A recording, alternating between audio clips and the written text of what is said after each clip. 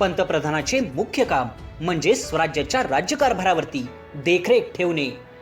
थोडक्यात महाराजांच्या गैरहजेरीमध्ये राजांचा प्रतिनिधी म्हणून जी महत्त्वाची कामं असायची ती पंतप्रधानाला पार पाडावी लागे। यावरूनच हे पद किती महत्त्वाचे होते हे दिसून येईल।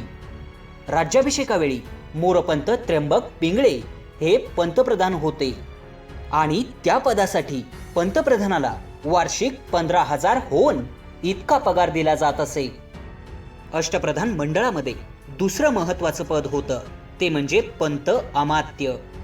पंत अमात्य या पदाला पूर्वी मुजुमदार असं देखील म्हटलं जात। मंत्रिमंडळातील हा महत्त्वाचा मंत्री होता।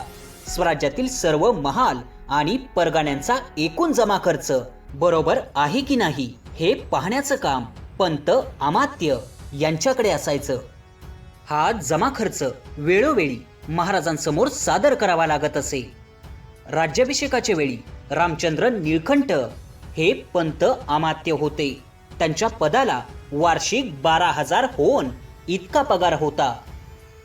पंत सचिव हे सुद्धा एक महत्त्वाचं पद असून राजधानीमध्ये किंवा राजांकडे जाणाऱ्या किंवा येणाऱ्या सर्व पत्रव्यवहारांवरती लक्ष ठेवण्याचं काम पंत सचिव यांच्याकडे असायचं।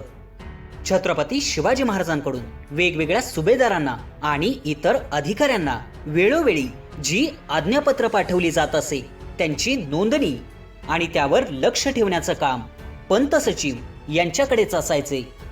स्वराज्याचे लहान मोठे सर्व दप्तर आणि जमीन महसुलाच्या व्यवहारावरही लक्ष ठेवण्याचं काम पंत सचिवांचं असायचं। राज्याभिषेकाच्या वेळी अण्णाजी दत्तो हे पंत सचिव होते आणि त्यांच्या पदासाठी वार्षिक 10,000 होन इतका पगार होता। छत्रपती शिवरायांच्या अष्टप्रधान मंडळामध्ये मंत्री हे सुद्धा महत्त्वाचे पद होते।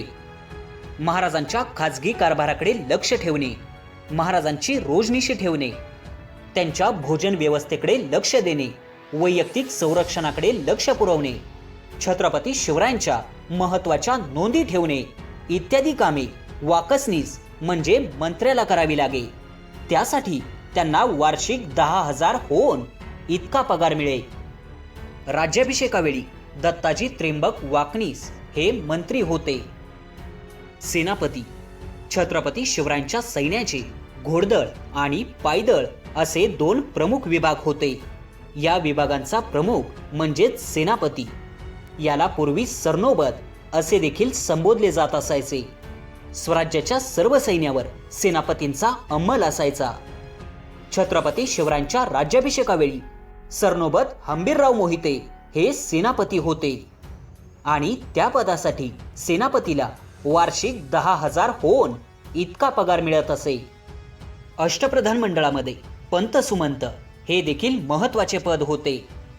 परराष्ट्रांना खलिते पाठवणे, परराष्ट्राकडून आलेले खलिते घेणे, त्या संदर्भात नियमितपणे महाराजांना माहिती देणे, खलिते पाठवताना त्या संदर्भात सल्ला देणे, त्यासोबतच परराष्ट्रातून हेरांच्या साह्यानं बातम्या काढण्याचं काम देखील पंत सुमंत यांनाच करावे लागे।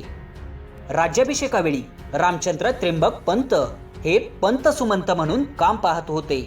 त्यासाठी त्यांना वार्षिक 10,000 होन इतका पगार मिळत असे।